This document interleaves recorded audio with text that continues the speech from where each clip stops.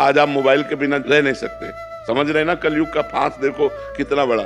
आज के 35 वर्ष पहले मोबाइल नहीं था और सब आराम से जी रहे थे, सब काम चल रहा था। अब हर एक के पास मोबाइल है, बच्चे से लेकर जवान तक, रिक्शा वाले से लेकर के सबके पास है। अब मोबाइल एक जीवन का अंग बन गया है। कलयुग का कैसा प्रभाव कि हम हर समय बहिर्मुख बने रहे। अब आगे पता नहीं और कौन सा हाल आएगा कि हम भजन कर पाएंगे कि नहीं कर पाएंगे। बहुत खतरनाक है। दृश्यों से बचने के लिए, संसार से बचने के लिए माई बाप परिवार सबको छोड़कर हम भगवान के मार्ग में आए और मोबाइल हजारों से संबंध जोड़ देता है। अब वो नंबर है, अब हमें जरूरत है, कोई समस्या आई तो हमें भगवान से बात करनी चाहिए, लेकिन हम भगवान को भूल गए, हम व्यक्ति को फोन लगाएंगे। गए हमारा साधुता कहाँ है? साधुता तो ये है कि हे भगवान आपके सिवा हमारा कोई नहीं, मेरे तो गिरधर गोपाल दूसरों न कोई, प्रभु आपके सिवा कोई नहीं। आप देख लो, आप चाहे विपत्ति में डालो, चाहे आप खुशी दो, अब आपसे ही है। नाथ बचा लो, मैं आपकी। ये तो आया भक्ति। मान लो कोई पदाधिकारी, फोन नंबर ले लो, हमारा कभी काम, भैया हमें नहीं जरूरत है। आज तक की जिंदगी तुम्हीं से थोड़ी चलती रही, जिससे चल रही वही चला रहा है, हमें कोई फोन नंबर, बहुत दूर रहे यंत्र, टीवी, फोन, ये सब। प्रभु जी फोन ने तो इतना दूर कर दिया कि अब कहीं भी 4 लोग अगर बैठे हो तो वो आपस में अगर कर परिवार के भी 4 सदस्य बैठे हैं तो वो फोनों में लगे रहते हैं। आपस में बात करने की जो वार्ता वो तो बिल्कुल ही खत्म हो गई। बिल्कुल। जड़ भरत जी की जैसी स्थिति हिरण की वजह से हुई, ऐसी ठीक है, कहीं ना कहीं पतन का कारण बन रहा है।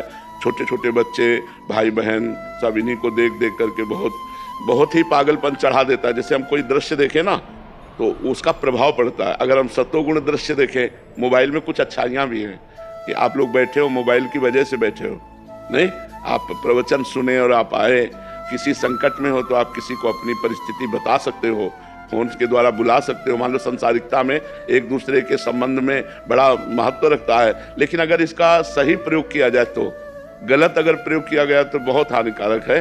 हर समय इसे नहीं प्रयोग करना चाहिए, इसका स्विच ऑफ भी कर देना चाहिए कि 2-4-6 घंटे जब हम भजन साधन पूजन में लगे तो स्विच ऑफ रखा है। 1-1.5 साल का बच्चा है तो माता पिता उसको, वो अपने मस्ती में रहे इसलिए उसको फोन दे देते हैं, और बहुत सारी नई बीमारियों का सृजन हो रहा है महाराज जी, कि उनको इतनी लत लग जाती है कि उनको पता ही नहीं, दुनिया उनकी एक अलग दुनिया बन जाती है फोन से, एक उसी का संरचना करते रहते हैं अपने माइंड में, और फिर बहुत आगे चल के छोटे छोटे बच्चे गलत मार्ग में चले जाते हैं। बिल्कुल छोटे बच्चे बिना मोबाइल को देख, वो एक आंख मोबाइल पे होगी, वो एक ऐसे चल रहा है बस ऐसे करके। हाँ, तो सब चिंतन बिगड़ गया, सब बाहरी चिंतन आ गया, बाहरी चिंतन। इसीलिए कह रहे हैं कि अभी तो भजन का करना थोड़ा सा, पता नहीं आगे और कौन सी सृष्टि हो जाए। भजन देखो माहौल बदलता जा रहा है ना। हमें लगता है 30-35 वर्ष ही पहले की बात है, गर्लफ्रेंड बॉयफ्रेंड नहीं था, लिव इन रिलेशन नहीं था। देखो नई नई चीजें आ गई ना विषय सेवन के लिए। आगे पता नहीं और कौन सा ऐसा प्राविधान आ जाए जिसमें पशुता बढ़ जाए, मनुष्यता ही ना रहे, पशुता ही बढ़ जाए। कैसे भजन होगा? भजन और भोग एक साथ नहीं होते। महाराज जी सिंगल फैमिली में थोड़ी परेशानी आ जाती है, जैसे मिसेज है और फोन, बच्चे एक छोटी बच्ची है उसको दिखाने के लिए फोन देख मजबूरी पड़ जाती है, फिर अकेले मैं अपनी ड्यूटी पे चला जाता हूँ। लेकिन 35 साल पहले की वो क्या था, बच्चे नहीं थे क्या? ज्वाइंट फैमिली हुआ कर? नहीं भाई, ऐसा नहीं कि 35 साल सब ज्वाइंट फैमिली, लोग देश विदेश भी जाते थे, लोग कार्य भी कर, ऐसा थोड़ी कि 35 साल से ही कार्य का विकास हुआ है, ऐसा नहीं है, पहले भी था। तो धायमा रखी जाती थी। अगर आप बहुत बिजी हो, पति पत्नी दोनों नौकरी में हो, तो धायमा रखी जाती थी जो बच्चे की सेवा सुरक्षा व्यवस्था करती थी, और अपनी अपनी ड्यूटी से आकर अपने परिवार का प्यार भरा जो व्यवहार है वो करके ऐसे चलते थे। मोबाइल जरूरी थोड़ी, छोटे छोटे बच्चों को वो मोबाइल संस्कार उनका बिगाड़ देते हैं। अब देखो कौन बच्चा अपने माता पिता के पैर छूता है? रोज सुबह उठकर धरती के पैर छूना, माता पिता के पैर छूना, भगवान का स्मरण करना, जो संस्कार हमें दिए गए थे बच्चेपन में वो आज भी है।